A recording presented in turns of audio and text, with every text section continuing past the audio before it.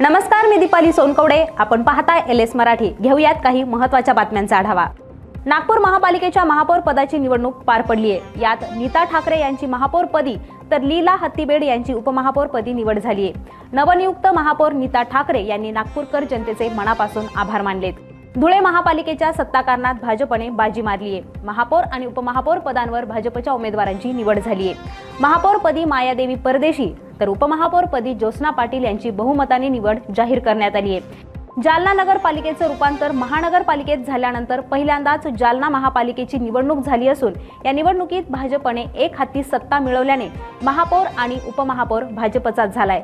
महापौर पदी वंदना मगरे तर उपमहापौर पदी राजेश राऊत यांची बिनविरोध निवड झाली आहे. कोल्हापूर महापालिकेत महापौर आणि उपमहापौर पदांची निवड झाली आहे. कोल्हापूरच्या महापौर पदी रूपा राणी निकम आणि उपमहापौर पदी अक्षय जरग यांची निवड करण्यात आली आहे. यावेळी खासदार धनंजय महाडिक, आमदार राजेश क्षीरसागर आणि नूतन महापौर रूपा राणी निकम यांनी महापालिका चौकात जल्लोष साजरा केलाय. गेल्या अनेक दिवसांपासून सगळ्यांनाच उत्सुकता असलेल्या संभाजीनगर शहराच्या महापौर पदाचा तिढा आज सुटलाय.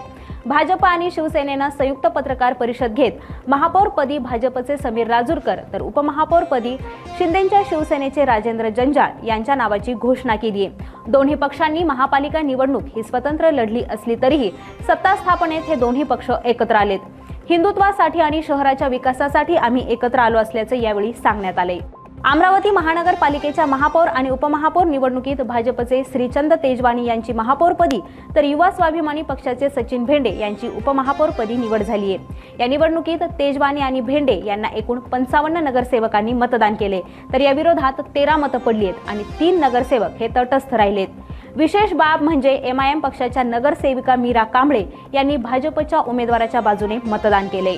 राज्यात सुरुवातीला नगर परिषद, नगरपंचायत, त्यानंतर महानगरपालिका आणि आता 12 जिल्हा परिषद निवडणुकांमुळे लागू असलेल्या आचारसंहितेमुळे सन 2024-25 मधील पोलीस भरती प्रक्रिया ही लांबली होती.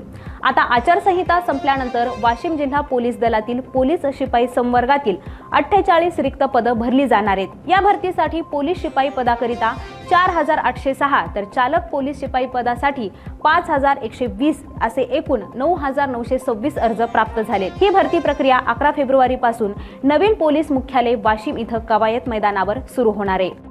पुणे जिल्ह्यातील खेड तालुक्यात असलेल्या संत तुकाराम महाराजांची तपश्चर्या भूमी असलेलं भामचंद्र डोंगर, भंडारा डोंगर आणि घोराळा डोंगर हे राज्य संरक्षित स्मारक म्हणून घोषित करण्यात आलं होतं. मात्र काही भूमाफियांकडून या ठिकाणी मोठ्या प्रमाणावर अवैध गौण खनिज उत्खनन केलं जात असल्यानं या पवित्र तपोभूमीचं अस्तित्व धोक्यात आले आणि त्यामुळेच या उत्खननाविरोधात वारकरी हे आता आक्रमक झालेत.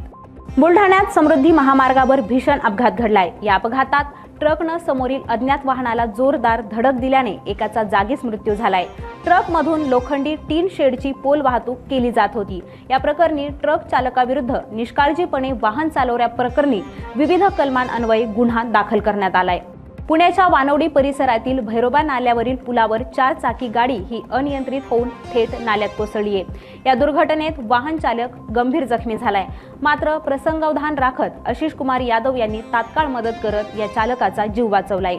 तर या होत्या काही महत्त्वाच्या बातम्या. पाहत रहा LS मराठी.